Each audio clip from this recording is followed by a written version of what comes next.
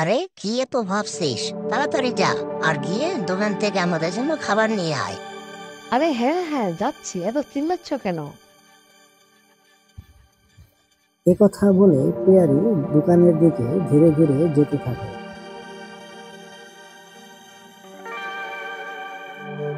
আরে শেঠজি, এই দুজন ব্যক্তিকে আমি বিক্রি করতে চাচ্ছি। কিন্তু এই দুজন ব্যক্তি কে? শেঠজি, এই দুজনের মধ্যে একজন হচ্ছে আমার পতি, আর একজন হচ্ছে আমার দেবর।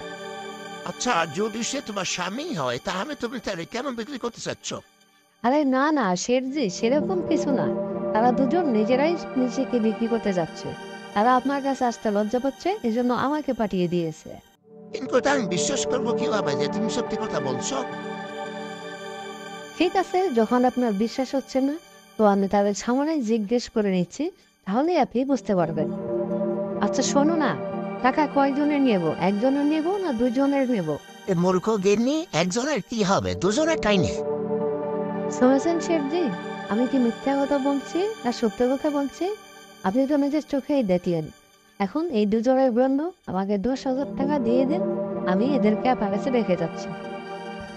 ঠিক আছে ঠিক আছে, এবার বিশ্বাস হয়েছে। এই নাও তোমার টাকা, আর ওদেরকে আমার এখানে পাঠিয়ে দাও। এই যে শুনছেন, শেঠজি আপনাদের দুজনকে তার ওখানে ডাকছে। কিন্তু সে আমাদের কেন ডাকবে? এই কথা তো আর আমি বলতে পারবো না, আপনি নিজে গিয়ে শুনে আসুন। এই কথা শুনে দুই ভাই মিলে শেঠজির দোকানের দিকে যেতে থাকে, আর এই সুযোগে পেয়ারি সেখান থেকে পালিয়ে যায়। বলুন শেঠজি, আপনি আমাদের দুই ভাইকে কেন ডেকেছেন? আরে ডেকেছি মানে, যাও তাড়াতাড়ি যাও, বাসনগুলো ধুয়ে নাও। আরে শেঠজি, এটা আপনি কি বলছেন? আমরা কেন থালা বাসন মাজার কাজ করবো? আরে 10,000 টাকা আমার ডেস্কে নিয়ে তুমি বলছো কেমন থালা বাসন বাজবো? আরে টাকা? তাও আবার 10,000? আমরা তো কোনো টাকা নেইনি। আরে কেমনই তো তোমার পথে গিয়ে তোমার দুজন আমার কাছে পাঠিয়েছো তোমাদেরকে বিক্রি করার জন্য। সে তো আমার কাছে 10,000 টাকা নিয়ে গেল। সে তো তোমাদের কাছে জিজ্ঞাসাই করেছে যে একজনের টাকা নিব নাকি দুজনের টাকা নিব। তোমরা তো নিজেরাই বললাই যে দুজনের টাকাই নিয়ে নাও। আরে এ পেয়ারে তো দেখি সেই চালাক। আমি তাকে বিক্রি করার জন্য নিয়ে এসেছি, উল্টো সে আমাকেই বিক্রি করে চলে গেল। আরে তোমরা দুজন কি এত চিন্তা করছো? যাও তাড়াতাড়ি যাও আর কাজ শুরু করো। বাধ্য হয়ে তারা দুই ভাই তখন শেঠজির দোকানে কাজ করা শুরু করে দিল। এখন আমার কাছে পুরো 10,000 টাকা রয়েছে। এক কাজ করি, এই 10,000 টাকা দিয়ে এই গ্রামেরই কোনো এক জায়গাতে আমি হলে রেখে দোকান শুরু করে দেই। পেয়ারি তখন সেই 10,000 টাকা দিয়ে গ্রামে একটি ছোট ফলের দোকান চালু করলো। দেখতে দেখতে পেয়ারি সেখানে ফলের দোকান বেশ ভালোভাবে চালাচ্ছিল। অন্যদিকে দুই ছেলে ফেরত না আসাতে তারা খুব চিন্তায় পড়ে গেল।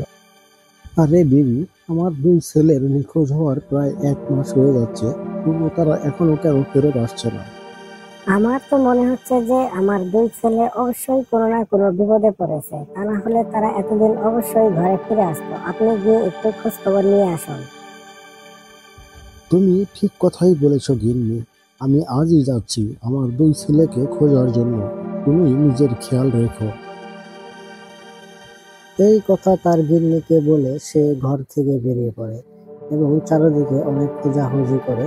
রাস্তায় যাদের সঙ্গে দেখা হয় তাদেরকে জিজ্ঞাসা করে যে তার ছেলেকে দেখেছে কিনা, কিন্তু কেউ তার ছেলের সম্পর্কে কোনো সঠিক তথ্য দিতে পারে না। সে তার দুই ছেলেকে খুঁজতে খুঁজতে সেখানে চলে যায় যেখানে পিয়ারি তার ফলের দোকান শুরু করেছে। আরে এটা তো আমার বৌমা মনে হচ্ছে, কিন্তু আমার বৌমা এখানে কি করছে? যাই গিয়ে তার কাছে কথা বলে দেখি। আরে বৌমা, তুমি এখানে? আমার ছেলে কোথায়? পিতাজি, আপনার ছেলে তো আমাকে নিয়ে কোনো এক জায়গাতে বিক্রি করে দিয়েছিল। সেখান থেকে আমি কোনো মতে পালিয়ে চলে এসেছি, আর এখানে আমি একটি ছোট দোকান করে আমার পেট চালাচ্ছি। আপনি এখান থেকে চলে যান, আমি এখন আপনার আর ছেলের বউ নেই।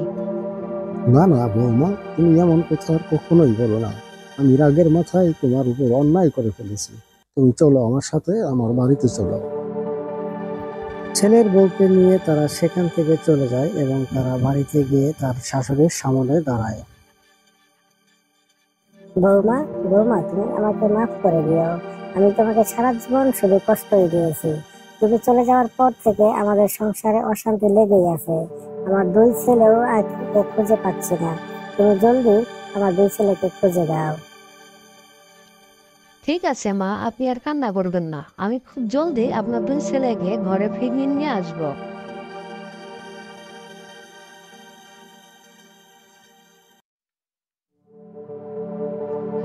কি উপায় যে করি, কিভাবে যে তাদের দুজনকে ফিরিয়ে নিয়ে আসবো। যদি আমি টাকাও ফিরিয়ে দেই, তারপরেও তো তাদের দুজনকে আমার কাছে ফিরিয়ে দেবে না।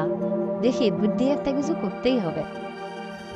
পেয়ারি অনেক কিছু চিন্তা ভাবনা করার পরে হঠাৎ করেই বিছানা থেকে উঠে যায় এবং কাউকে না জানিয়ে বাতিটি হাতে নিয়ে মধ্যরাতে ঘর থেকে বের হয়ে সেখানে চলে আসে যেখানে সকালবেলা একটি ছোট মৃত বাচ্চাকে কবর দেওয়া হয়েছিল। সে সেখানে এসে দাঁড়িয়ে যায়।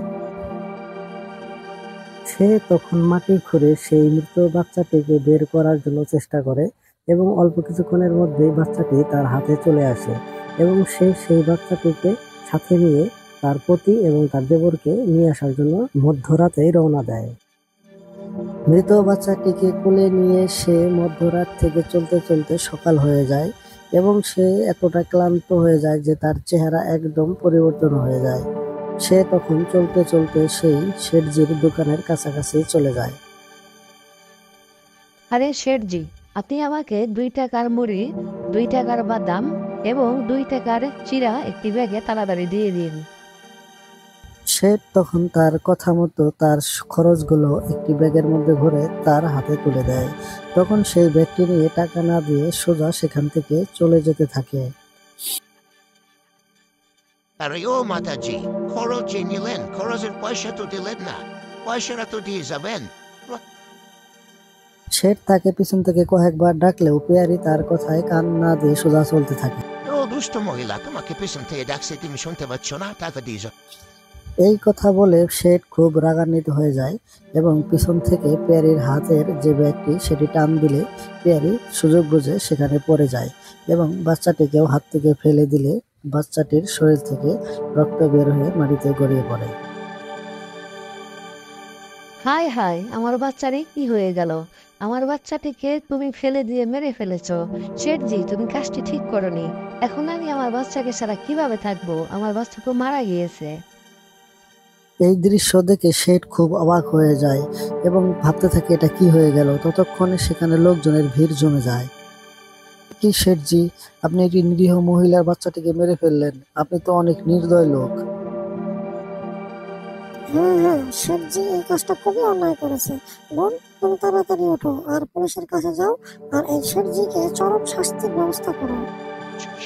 আরে না না বাদশাহ, আপনার এমন কথা বলবেন না। এই কাজ আমি ইচ্ছাকৃতভাবে করিনি। আরে দুষ্ট শেঠ, তুমি যদি ইচ্ছাকৃতভাবে না করো তাহলে কি এই বাচ্চাটি একাই একাই মরে গিয়েছে? আরে মাতাজি, দয়া করে তুমি পুলিশের কাছে যেও না। তোমার বাচ্চাকে তো আমি ফেরত দিতে পারবো না। কিন্তু বলো, তুমি এই বাচ্চার পরিবর্তে আমার কাছে কি চাও? কত টাকা চাও তুমি? তুমি যত টাকা চাইবে, যা চাইবে, আমি এই বাচ্চার বিনিময়ে তাই তোমাকে দেওয়ার জন্য রাজি আছি। শেঠজি, টাকা পয়সা দিয়ে আমি কি করব? তোমাকে কামাই করে খাওয়ানোর মতো কোনো লোক নেই। শেষ সম্বল শুধু এই বাচ্চাটি ছিল, সেটাও আপনি মেরে ফেললেন। আচ্ছা ঠিক আছে, যদি তুমি টাকা না চাও তাহলে কি চাও বলো তুমি? শেঠজি, আমি যা চাবো তাই কি তুমি আমাকে দিতে পারবে? হ্যাঁ হ্যাঁ, তুমি যা চাইবে তাই আমি তোমাকে দেবো। শেঠজি, আপনি এক কাজ করুন, এই 2টি চাকরকে আমার কাছে দিয়ে দিন আর আমাকে 50,000 টাকা দিন। 50,000 টাকা দিয়ে আমি কোনো ব্যবসা করব আর এই 2 চাকরকে দিয়ে আমি কোনো কাজ করাবো। আচ্ছা ঠিক আছে, আমি তোমাকে এই 2 চাকরকে তোমার কাছে দিয়ে দিচ্ছি। তখন শেঠ এই দুজনকে এবং 50,000 টাকা সেই মহিলার হাতে তুলে দেয়।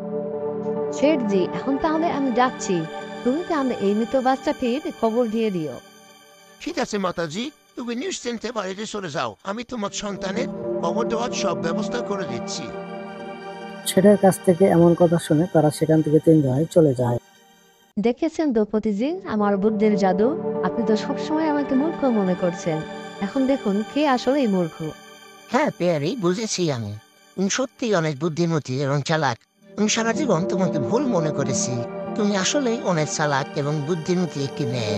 আমি বোবা, তুমি জিতে গেলে।